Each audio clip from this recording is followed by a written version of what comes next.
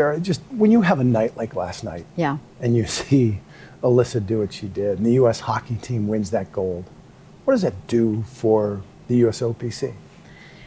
Well, look, it starts at the core with my team, who's, we work at this every day, all day, oftentimes for years out. We've been working with these athletes and trying to make sure that they have the tools and resources. So when you see them get there and you see them perform in a way that they make it look easy, when we know there's nothing easy about what they're doing, it's the ultimate reward. You feel like what you're doing is meaningful, and it inspires us. So it's a good night when those come together. I know you have to do all you do, but do you ever get a chance to be a fan and just be in awe like everybody else? I was jumping around and cheering. Well, let's be honest. I started last night wanting to go in the bathroom and throw up with nerves. And then, you're jumping around and screaming just like everybody else. The emotion catches all of us. And if you don't let that happen, kind of shame on you. That's what this is about. Yeah, is that what draws when you see an athlete that may struggle and then all of a sudden Michaela Schifrin doesn't win 8 straight races and then she's got a gold in her pocket? You know what they're capable of. They know what they're capable of. But it's what you're capable of doesn't mean you're going to get it done. And we talk about that. I talk about that as a leader of a team, right? Just because we're capable of it doesn't mean it's a given. You still have to do the work. And you still have to figure out how to put all the pieces together in the moment. For these guys, in the moment, when it matters most, when literally the world is watching, when the pressure is highest, it's really hard to put all the pieces together. So when it happens, and it happens so beautifully, it just reminds us we're capable of things we aren't quite sure we're capable of. We get to see the athletes and their struggles and their joys. There's a lot that has to happen behind the scenes. And I know we've talked before about how the NCAA is the envy of the world. Sure. But a lot has changed in the last couple of years. Yeah. Since our last conversation about it. What's the biggest challenge right now for you as leader of the USOPC? Yeah, look, we're the greatest sporting nation in the world. And we've been in that position for a long time. We have the most robust system of sport in our country than any country in the world. But you can't take that for granted. And that's what we worry about is, that doesn't happen because somebody else is doing it. It has to happen because all of us collectively understand how to give all young people access to sport, how to then steward a healthy sport culture, how to then develop elite athletes, successful athletes, and by the way, how to transition those athletes into successful lives beyond the field of play. All of that has to happen. The whole journey has to come together, and we're a very fragmented sports system in our country. So when one piece of that system fractures or changes, it has broad-reaching implications for the rest of us, and we've got to be paying attention. Football is king in college, and I know a lot of that revenue is going to go there. Are the Olympic sports in colleges in danger right now? Of course they are. Absolutely. Economically, we tend to invest where our economic incentives are based. And in the college system right now, the economic incentives are to invest in football. And the only option is to then take dollars from other places. And if these schools continue to be incented to invest in football alone, inevitably we're going to see some of these Olympic sports and women's sports on campuses be compromised. Spending will get cut proportionately, right? They'll invest more in football than those sports. And that will ultimately limit opportunities, which will start to have 2 effects. One, trickle down to the youth sports system, and the trickle up to Team USA. How are you fighting this? How can you help? Yeah, I think one of the pieces of a solution, right? No solution is simple, but one of the pieces is we need the federal government to legislate. We need to create some regulation around college sports that is at the federal level and not continue to allow each state to make their own laws. States are going to advantage themselves inherently. That's what they're supposed to do. And we need federal legislation that's going to create some regulation across the country to ensure that college sports is mandated to continue to have proportionate investment in broad-based sport on campus. That's really important. 2 of the next 3 Olympic Games will be in the U.S. Yeah. So what's the biggest challenge ahead for you? How do you support both movements? It's an opportunity to think about how we use these to showcase to our country the beauty and the power of sport. And so the hardest part of that is coordination, right? It's a cumbersome ecosystem. Just the LA Games alone is a massive undertaking. So many different constituencies involved in the delivery of those games. Now you layer in a second games with a whole nother set of constituencies, a different state, different geography, different sports, obviously on the winter side. So the challenge comes in just the complexity, but everybody's aligned around the opportunity and the belief that this can be a real catalyst for good for the country. So you have to take the challenge with the opportunity, and we're just going to have to do the work to make sure we're really, really well coordinated. Yeah, there's been some upheaval with LA right now.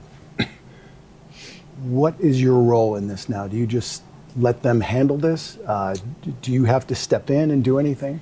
Look, we've worked really hard over the last several years to build a culture and to instill trust in our athletes in particular, that we're an organization that stands for the right values, that we have very high standards of behavior that we expect. Respect comes at the heart of that.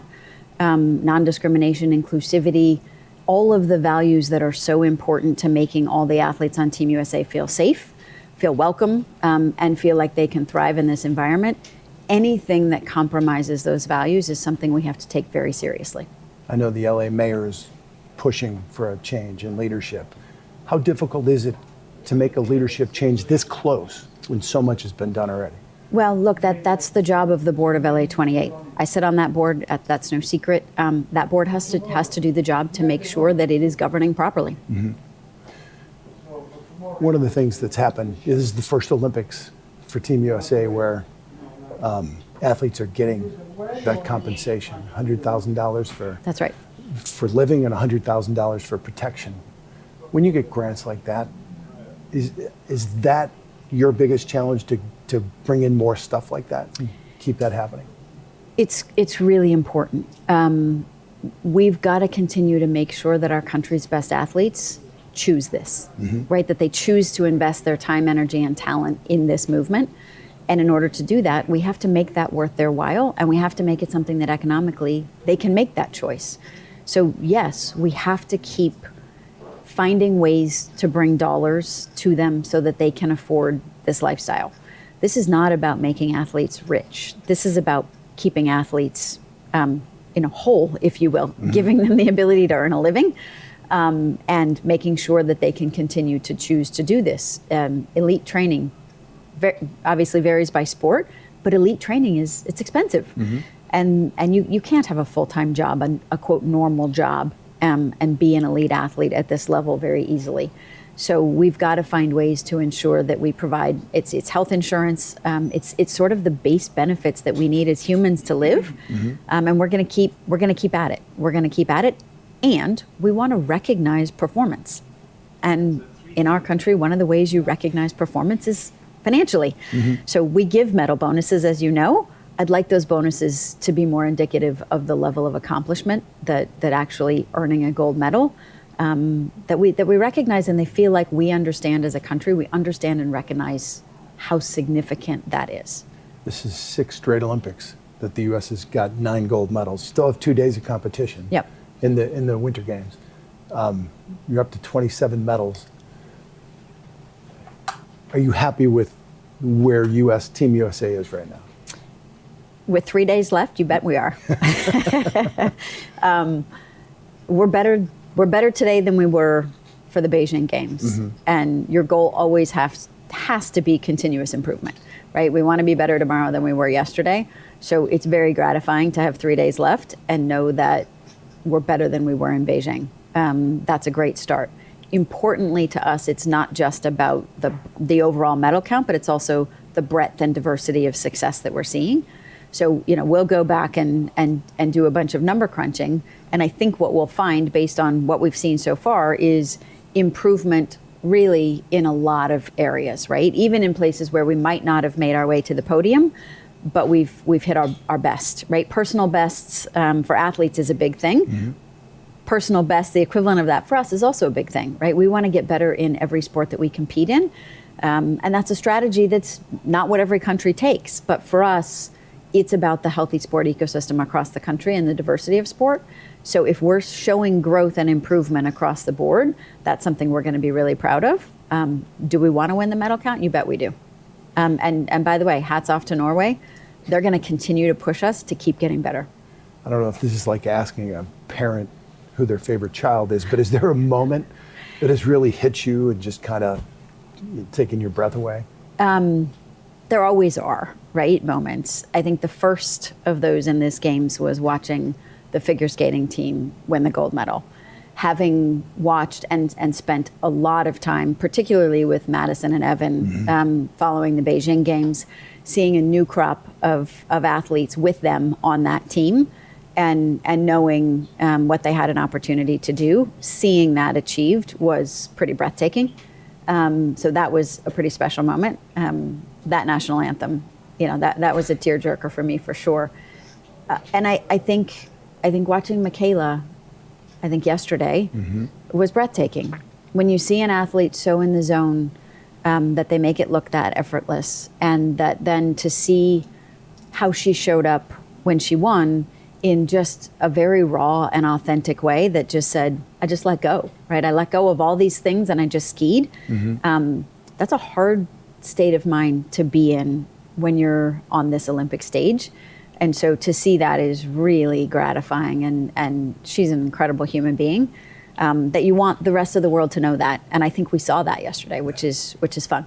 Last thing. Yep. What's the takeaway from those moments when you see that achievement from somebody, especially after maybe they haven't succeeded the way we expected them to?